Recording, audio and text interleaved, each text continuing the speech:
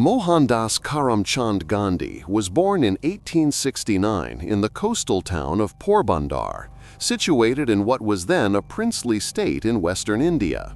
His family belonged to the Vaishya caste, traditionally associated with commerce and administration. His father served as a local official, and his mother was deeply religious, adhering strictly to Hindu traditions and rituals.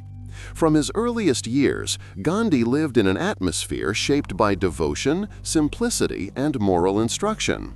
The household emphasized piety, vegetarianism, and respect for the values of truth and duty. These elements became ingrained in his character long before he could recognize their lasting significance. As a child, Gandhi was shy and reserved, often avoiding boisterous play in favor of quiet observation. He was not an outstanding student, but he showed diligence and persistence in his lessons. His schooling introduced him to basic subjects such as mathematics, history, and geography. Yet what distinguished him most was his early fascination with moral questions and the meaning of personal integrity. He absorbed the stories of great figures from Indian epics and the lives of saints, which left impressions of courage, sacrifice, and righteousness. Though timid in public and frequently insecure about his abilities, he developed a strong conscience that guided even the smallest of his decisions. The influence of his mother was especially profound. She instilled in him a sense of discipline and respect for vows, often fasting for spiritual reasons and practicing humility in daily life. Gandhi observed these practices closely, and they awakened in him a belief that personal sacrifice was a path to strength rather than weakness. His father, with his responsibilities in the local administration, exposed him to the realities of leadership and duty, teaching him that honesty and impartiality were essential for public service. This balance between spiritual devotion and civic responsibility marked the early foundation of his worldview. In his adolescence, Gandhi remained compliant and obedient. He rarely questioned authority, instead striving to meet the expectations of his family and community. His timidity sometimes made him the subject of teasing, and he struggled with feelings of inadequacy. Yet beneath this quiet exterior was a growing determination to live by principles rather than mere appearances. He took an early interest in religious texts, reading not only Hindu scriptures but also exploring ideas from Jainism, which emphasized nonviolence and compassion toward all living beings. These teachings laid the groundwork for what would later become the central tenet of his philosophy. After completing his basic education in India, Gandhi faced a decisive turning point. His family encouraged him to pursue law, believing it would bring respect and opportunity. In 1888, despite initial resistance and personal doubts, he traveled to London to study at the Inner Temple. This journey marked his first encounter with a world entirely different from the customs and restrictions of his upbringing. London confronted him with modernity, diversity, and intellectual challenges that both unsettled and inspired him. At first, Gandhi struggled to adapt. He was self-conscious about his manners, attire, and language, and he felt alien in the bustling city. Yet over time, he overcame his hesitations, teaching himself how to engage with Western culture while preserving his own sense of identity. He joined societies, attended lectures, and read extensively, immersing himself in works of philosophy, religion, and ethics. Texts by Western thinkers such as Henry David Thoreau and the Christian Sermon on the Mount resonated with him deeply, reinforcing his conviction that truth and nonviolence were universal values rather than local traditions. In London, Gandhi also confronted temptations and uncertainties. He experimented with different lifestyles and faced dilemmas about diet, faith, and personal discipline. Gradually, he resolved these conflicts by committing himself to simplicity and restraint. Vegetarianism, which he had inherited from his family, became a conscious moral choice rather than a mere custom. He found strength in aligning his daily habits with his ideals, discovering that self-control could foster clarity of thought and purpose. This period of self-discovery sharpened his sense of mission and nurtured the idea that personal conduct was inseparable from social action. By the time Gandhi completed his studies, he had not only acquired a legal education, but had also undergone a profound inner transformation. He was no longer merely the timid boy of Porbandar, but a young man with a clearer understanding of moral duty and a growing desire to apply his principles to real life. Though still uncertain about his future, he carried within him the seeds of a philosophy that would one day challenge an empire. His early journey from the narrow confines of tradition to the wide horizons of Western thought laid the foundation for his path as both a reformer and a leader. In these formative years, Gandhi's identity began to take shape as a bridge between two worlds, the spiritual depth of his Indian heritage and the intellectual rigor of Western education. The contradictions he encountered did not weaken him, rather they prepared him to navigate the complexities of colonial domination and cultural conflict. What emerged from his early struggles was a character both humble and unyielding, devoted to truth and justice, and destined to test the limits of power through the strength of conscience alone. After completing his legal studies in London, Gandhi returned briefly to India, but he struggled to establish a successful practice. Opportunity came in 1893 when he accepted a contract to work as a legal representative for an Indian merchant firm in South Africa. The journey took him far from the familiar landscapes of Gujarat into a society where colonial hierarchies and racial divisions were starkly visible. He arrived with the expectation of practicing law and securing financial stability, but what awaited him was an ordeal that reshaped his purpose entirely. Soon after his arrival, Gandhi confronted the harsh realities of racial discrimination.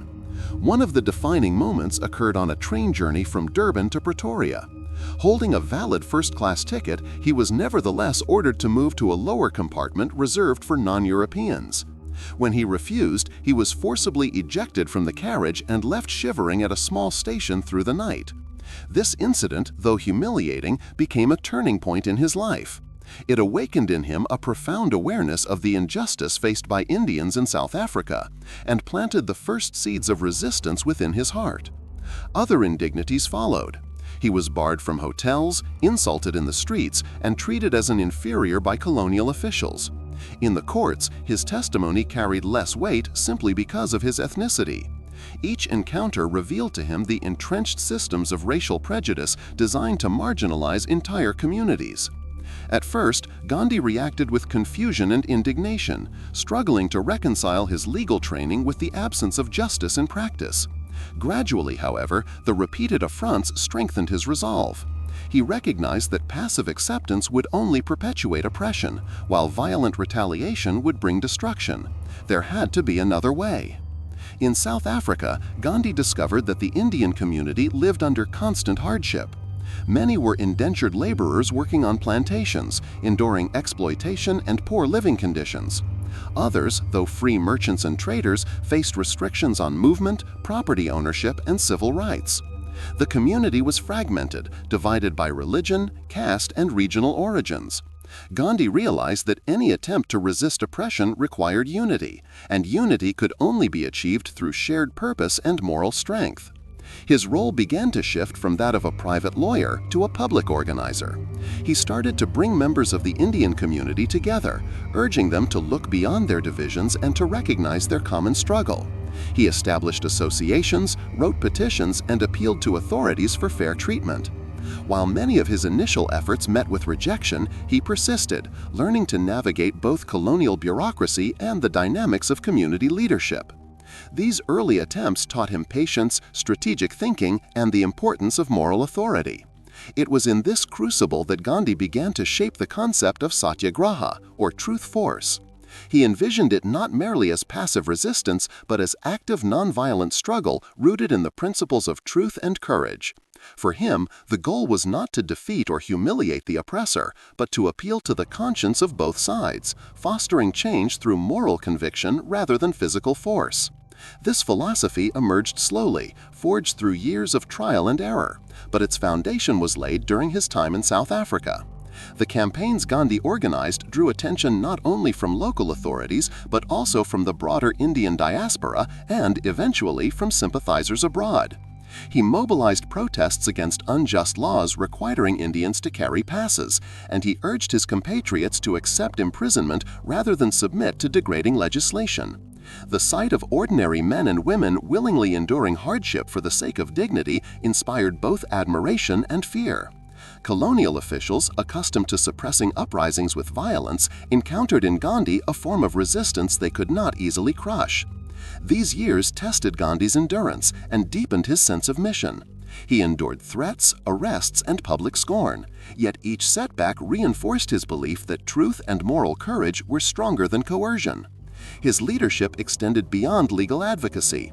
He began to live as an example of the principles he preached. Simplicity, self-discipline, and service to others became hallmarks of his daily life. His connection with the people grew stronger because he shared their struggles, not from a distance, but as one of them. South Africa became Gandhi's training ground for the future battles he would wage in India. Here he learned how to unite diverse communities, how to channel outrage into disciplined resistance, and how to turn personal suffering into a source of collective strength. What began as a temporary assignment evolved into a transformative chapter that shaped him into a leader of moral authority. By the time he left South Africa after more than 20 decades, he was no longer simply a lawyer seeking a career abroad. He had become the voice of a people learning to resist injustice with dignity and determination. The trials he faced in a foreign land redefined his sense of purpose. He had entered South Africa as a timid lawyer, but departed as a man who had tested his beliefs against the harshest realities of oppression. He carried forward a philosophy that combined unyielding firmness with compassionate humanity, a philosophy that would later shake the foundations of an empire. In this distant land, Gandhi had found not only his path, but also his calling, and from this crucible of struggle emerged the first outlines of the leader who would be known as Mahatma. When Gandhi returned to India in 1915, after more than 2 decades in South Africa, he encountered a homeland that seemed both familiar and profoundly changed. The land of his birth was now a vast colony under the heavy shadow of the British Empire.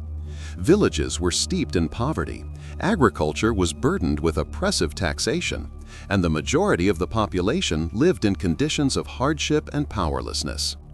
The colonial administration maintained strict control not only through laws and economic systems, but also by fostering divisions among communities, exploiting religious, caste, and regional differences. Gandhi immediately sensed that India's struggle for freedom would not simply be political, but also social and spiritual. His return was met with curiosity and respect. By this time, news of his campaigns in South Africa had spread, and many Indian leaders viewed him as a man of unusual courage and integrity. Yet Gandhi did not rush into national politics. He chose instead to travel across the country, observing firsthand the conditions under which ordinary people lived. He visited villages, spoke with peasants, and immersed himself in the daily realities of India's rural majority. What he saw left a lasting impression. The grinding poverty of farmers burdened with debt, the hopelessness of laborers exploited by landlords and colonial policies, and the sense of resignation that had settled over entire communities. Rather than positioning himself immediately as a leader, Gandhi worked quietly to understand India from within. He established an ashram near Ahmedabad known as the Sabarmati Ashram, which became both his home and the laboratory for his ideas. Here he lived simply, practicing self-discipline and manual labor. He spun his own cloth, wore garments that reflected the life of the poorest, and sought to embody the values he preached. This way of life was not merely symbolic, but deeply strategic. By aligning his existence with that of the masses, he bridged the gap between leader and people, creating a bond of trust that political speeches alone could not achieve. The first significant tests of his leadership came in local struggles rather than national campaigns. In Champaran, a district in Bihar, indigo farmers were forced by British planters into exploitative contracts that left them impoverished and dependent. Gandhi traveled there in 1917, listened to the grievances of the peasants, and organized a movement of peaceful resistance. He urged the farmers not to submit to unjust demands, but also not to retaliate with violence. Through persistent negotiation and the visible solidarity of the oppressed, he compelled the authorities to acknowledge the farmers' plight and to implement reforms. This success demonstrated the power of his method, combining moral pressure with collective nonviolent action. Soon after, in Kheda, Gujarat, farmers faced famine and pleaded for relief from heavy taxation. The British refused to suspend revenue collection despite widespread crop failures. Gandhi encouraged the villagers to withhold payment, urging them to remain united and endure the consequences with courage. The authorities attempted to seize property and apply pressure, but the farmers, inspired by Gandhi's guidance, stood firm without resorting to violence. Eventually, the government relented, granting partial concessions. This campaign reinforced Gandhi's belief that truth and nonviolent resistance, when practiced collectively, could force even the most powerful administration to reconsider its actions. Gandhi's involvement with textile workers in Ahmedabad further solidified his reputation. Mill owners and laborers were at odds over wages, and tensions threatened to erupt into unrest. Gandhi mediated the dispute, encouraging the workers to strike peacefully while he fasted in solidarity with them. His personal sacrifice lent moral weight to the movement and compelled the employers to negotiate. A settlement was reached, and Gandhi's example illustrated his willingness to share the burdens of those he represented, rather than remaining a distant advocate. These early interventions carried lessons that shaped Gandhi's broader philosophy. He came to see India's independence not simply as the absence of British rule, but as the rebirth of a society grounded in justice, self-reliance, and moral strength. To him, the struggle required more than political maneuvering. It demanded a transformation in the hearts and minds of ordinary people. He emphasized Swadeshi, or self-sufficiency, urging Indians to boycott foreign goods and to spin their own cloth as an act of economic and spiritual independence. Every thread spun on the charkha, or spinning wheel, became a symbol of resistance and renewal. Through these campaigns, Gandhi earned the trust of millions. He was not yet the towering national figure he would later become, but his presence began to inspire confidence in a people long accustomed to subjugation. His style of leadership was unlike anything India had seen before. He rejected grandeur and power, preferring simplicity and humility. He walked among villagers barefoot, ate their food, and shared their hardships. This authenticity created a moral authority that transcended politics, making him both a leader and a teacher. By the end of his first years back in India, Gandhi had transformed himself from a lawyer shaped by experiences abroad into a symbol of national renewal.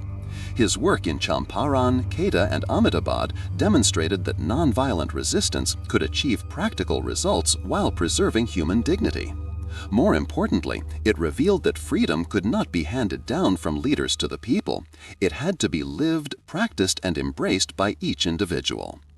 Gandhi's early steps laid the foundation for a movement that would unite millions across religious, social, and regional divides, preparing India for a struggle that was as much moral as it was political. In returning to his homeland, Gandhi had also returned to his true purpose. The India he found was bound by chains of poverty and imperial control, but in its suffering he recognized the seeds of resilience. His task was to nurture those seeds into a force capable of transforming not only the destiny of a nation, but also the conscience of the world. During the 1920s and 1930s, Gandhi emerged as the central figure of India's independence movement, not through the language of violence or force, but by insisting on the power of truth and nonviolent resistance. His philosophy of satyagraha, which he had tested in South Africa and in the local struggles of Champaran and Kheda, now matured into a national strategy capable of mobilizing millions. The years were marked by cycles of protest and repression, yet each confrontation with colonial power deepened his authority and broadened his appeal both within India and across the world. The non-cooperation movement of the early 1920s represented the first great test of his leadership on a national scale. Gandhi called upon Indians to withdraw from British institutions, urging students to leave government schools, lawyers to abandon colonial courts, and citizens to refuse honors and titles granted by the empire. The boycott extended to British textiles, with Gandhi advocating the spinning wheel as the emblem of self-reliance. He traveled across the subcontinent, urging villagers to burn imported cloth and to weave their own khadi, turning an act of daily labor into a gesture of resistance. Though the movement faced setbacks and eventually lost momentum, it demonstrated that collective non-cooperation could shake the foundations of colonial rule without a single shot being fired. The decade that followed saw Gandhi refining his methods and India itself moving closer to a confrontation with the empire. Economic hardships, oppressive taxation, and the denial of political rights created a groundswell of frustration. Gandhi transformed this discontent into disciplined action, stressing that true strength lay not in anger but in restraint.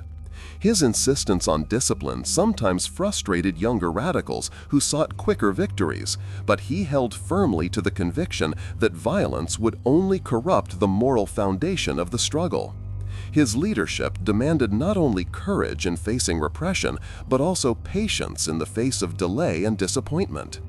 The defining episode of this era was the Salt March of 1930. The British monopoly on salt, a basic necessity of life, symbolized the injustices of colonial exploitation. By taxing even the simplest commodity, the empire demonstrated its reach into the daily existence of every Indian. Gandhi chose this issue deliberately, knowing it would resonate across caste, class, and region. He announced his intention to march from his ashram in Sabarmati to the Arabian Sea, a distance of more than 200 miles. Day by day, as he walked through villages, thousands joined him. The march became not merely a protest, but a pilgrimage of resistance, binding together peasants, workers, and intellectuals in a common cause. When he reached the shore and bent to collect a handful of salt, the act was at once humble and revolutionary. It declared that the people would no longer accept arbitrary control over their simplest needs. Across the country, others followed his example, boiling seawater or gathering salt in defiance of the law. The British authorities responded with arrests and violence, but the moral blow to the empire was immense. Images of the frail figure leading masses of ordinary people traveled across the world, drawing global attention to India's cause. The repression that followed was severe. Gandhi himself was imprisoned multiple times, as were thousands of his followers. Prisons overflowed with men and women who had chosen to disobey peacefully rather than submit to injustice. Despite the brutality, the movement retained its character of nonviolence. Strikers sat silently as police batons descended. Marchers endured beatings without lifting a hand in retaliation, and entire communities accepted suffering as a form of sacrifice. Gandhi's leadership gave meaning to this endurance, framing it as a moral struggle that transcended politics. Throughout the 1930s, Gandhi continued to be both a negotiator and a protester. He participated in discussions with British officials, most notably at the Round Table conferences in London, where he spoke for India's millions. Clad in his simple loincloth and shawl, he sat in halls filled with aristocrats and statesmen, embodying the stark contrast between imperial pomp and the simplicity of truth. Although the conferences yielded little tangible progress, Gandhi's presence symbolized the undeniable legitimacy of India's demand for self-rule. His influence extended beyond the boundaries of India. Writers, thinkers, and political leaders across the globe began to take notice of his methods. Observers in Europe, America, and Africa saw in him a figure who challenged imperial might without resorting to violence. His philosophy offered an alternative path at a time when much of the world was sliding toward extremism and war. Figures who would later lead their own struggles for justice, such as Martin Luther King Jr. and Nelson Mandela, would look back on Gandhi's campaigns of the 1930s as a model of moral resistance. Despite the acclaim, Gandhi never allowed himself to be elevated into a figure of unchecked power. He consistently reminded his followers that satyagraha was not about him, but about truth itself. He warned against idolization, urging people to cultivate self-discipline and self-reliance rather than dependence on a single leader. His authority stemmed not from commanding others, but from embodying the values he preached. By the end of the 1930s, Gandhi had become not only the foremost leader of India's independence struggle, but also a symbol of nonviolent resistance worldwide. The Salt March and the campaigns of civil disobedience had shown that empires could be confronted by ordinary people united in moral purpose. Though independence was still distant, the movement had entered an irreversible phase. Gandhi's stature had grown beyond that of a political figure. He was now a moral guide whose life and actions carried lessons for humanity as a whole. During the years of the Second World War, the struggle for India's freedom entered its most critical and turbulent phase. The British Empire, weakened yet determined to maintain its control, sought to draw India into the war effort without granting any concessions towards self-rule. Gandhi recognized the deep injustice of this position and declared that no nation could rightfully demand sacrifices from a people it continued to deny liberty. He argued that India could not fight for democracy abroad while remaining in chains at home. This conviction became the foundation of his most decisive campaign, one that demanded nothing less than the complete withdrawal of British power from Indian soil. In 1942, Gandhi launched the Quit India movement, issuing a simple yet powerful call: the British must leave India. His message reverberated across the subcontinent, igniting hope in millions and fear in colonial authorities. For many Indians, it represented the clearest and boldest demand for immediate independence. The movement quickly spread, with demonstrations, strikes, and acts of civil disobedience erupting across towns and villages. The British responded with swift and brutal repression, arresting Gandhi along with the leading figures of the Indian National Congress. Gandhi was confined once again, this time in the Aga Khan Palace, where his health began to fail. His imprisonment lasted for years, and it became one of the most difficult chapters of his life. He endured bouts of illness, and personal grief struck when his wife Kasturba, who had accompanied him in captivity, died within the prison walls in 1944. Her passing left Gandhi devastated, yet he remained resolute in his commitment to nonviolence and freedom. The hardships of prison life only heightened his moral authority, transforming him into a symbol not only of Indian resistance, but also of human endurance in the face of oppression. Outside the prison walls, the Quit India movement met with ferocious suppression. Thousands were arrested, and countless others were beaten or killed. Entire towns were placed under curfew, newspapers were censored, and the machinery of colonial power pressed down with all its might. Yet the determination of the people did not vanish. Even in the absence of its leaders, the movement lived on in underground networks, in the whispers of students and workers, in the silent defiance of villagers who refused to cooperate with colonial authorities. Gandhi's insistence on nonviolence remained the guiding principle, though scattered instances of violence did occur, reflecting the mounting desperation of a nation yearning for freedom. As the war dragged on, the global balance of power shifted. Britain, drained economically and militarily, emerged from the conflict unable to maintain its far-reaching empire with the same authority it once wielded. In India, the demand for independence had grown into an unstoppable tide. The world had changed, and colonialism no longer appeared as an unquestioned norm. The sacrifices of Indians during the war, the pressure of mass movements, and the rising discontent in both Britain and its colonies combined to make the question of India's future impossible to ignore. When Gandhi was released from prison in 1944, he found a nation transformed. The longing for independence was no longer confined to a movement of activists. It had become the shared aspiration of millions. Yet he also encountered new dangers. The religious divisions between Hindus and Muslims, long simmering beneath the surface, now threatened to tear the country apart. The Muslim League, under the leadership of Muhammad Ali Jinnah, pressed for the creation of a separate state for Muslims, fearing domination in a Hindu-majority India. Gandhi, who had always envisioned a united nation where people of all faiths could live in harmony, now faced the painful reality that unity was slipping out of reach. He threw himself into the effort of reconciliation. Traveling tirelessly across the country, he spoke in towns and villages, urging Hindus and Muslims to reject hatred and violence.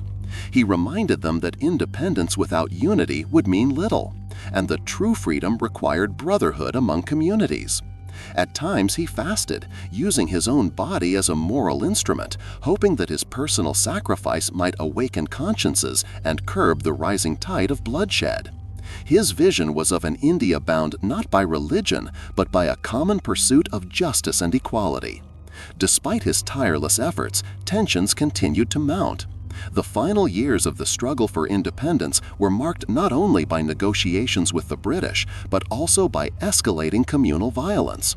Riots broke out in cities, villages burned, and thousands perished in clashes between communities. Gandhi moved among the suffering, refusing to give up his faith in nonviolence and unity, even as despair spread across the land. To many, he became not only a political leader, but also a moral guardian, standing as a solitary figure against the tide of division. By the end of the war, Britain recognized that its rule in India could not continue. The cost of maintaining the empire had become too high, and international opinion was shifting against colonialism. Negotiations began in earnest, with the British government seeking a path to withdraw while preserving stability. Gandhi's role remained central, though he never compromised on his demand for complete independence.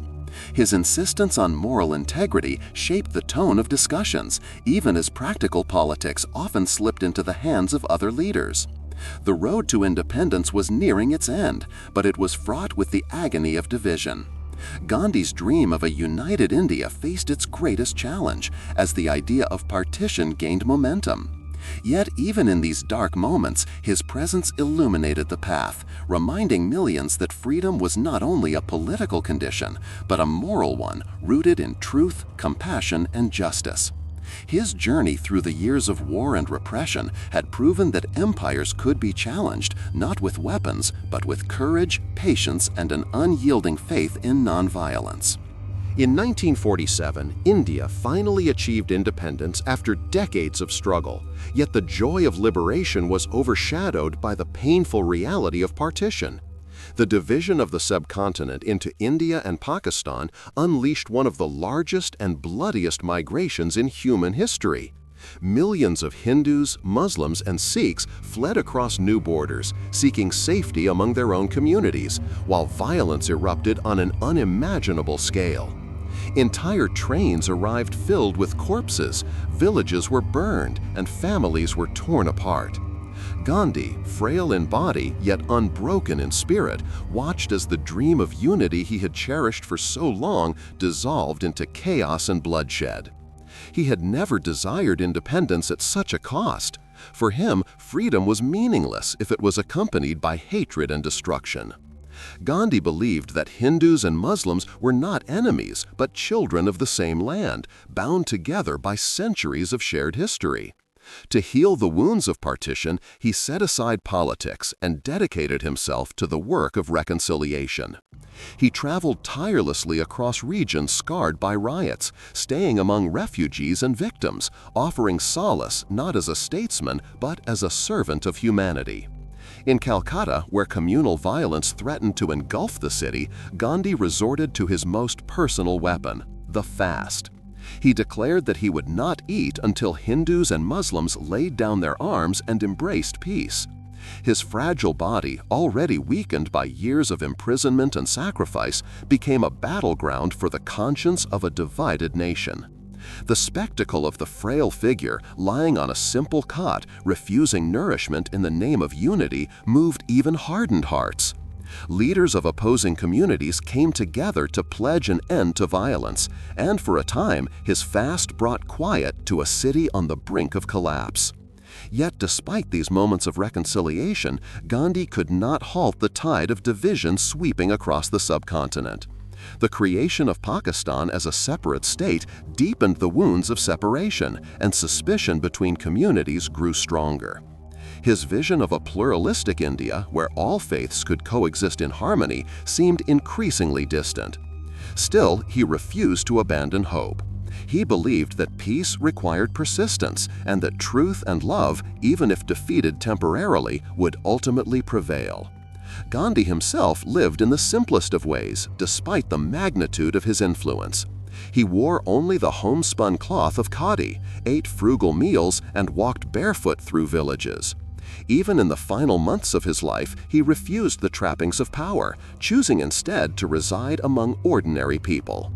To many, his presence was a reminder of conscience in a world driven by politics, vengeance, and fear.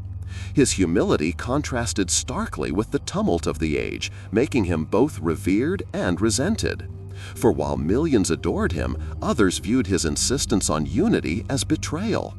Hindu extremists, embittered by partition and convinced that Gandhi's tolerance had weakened the Hindu cause, began to regard him as an obstacle to their vision of a Hindu-dominated nation.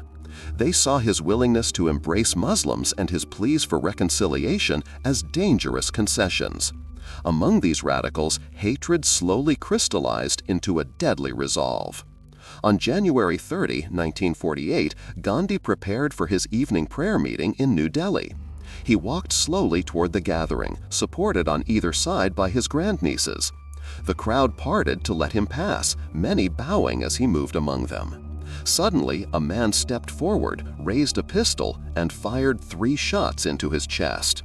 Gandhi fell with folded hands, whispering the name of God with his last breath. The frail body that had withstood hunger, imprisonment, and endless trials finally lay still, silenced not by age but by violence. The news of his assassination spread across India and the world like a shockwave. Cities fell into mourning, and millions wept openly in the streets. Trains carrying his ashes were met with seas of humanity, grief-stricken yet united in their reverence. Leaders across the globe expressed sorrow, recognizing in his death not only the loss of a man, but the silencing of a moral voice that had inspired oppressed peoples everywhere. His funeral procession stretched endlessly, with millions walking barefoot to honor the man who had asked so little for himself and given so much to others. In death, Gandhi's stature grew even greater than in life. His philosophy of truth and nonviolence, once dismissed by some as impractical idealism, now stood as a universal testament to the power of conscience. His legacy reached far beyond India, influencing movements for justice and civil rights across continents. Figures such as Martin Luther King Jr. and Nelson Mandela drew upon his example, proving that his vision was not bound to one land, but belonged to all humanity. Though India remained divided, and though violence continued in the years that followed, Gandhi's message endured. His life demonstrated that courage did not lie in weapons, and that true strength resided in sacrifice and compassion. He showed that even a single individual, armed only with truth, could confront empires and alter the course of history. His death, tragic as it was, transformed him into a timeless symbol, a guiding light for all who seek justice through peace. Gandhi's tragedy was that he did not live to see the harmony he dreamed of. Yet his immortality lay in the fact that his ideas transcended his time. He left behind not merely an independent nation, but a moral compass for the world. His life was proof that ideals, when lived with unyielding faith, could outlast violence, hatred, and even death itself.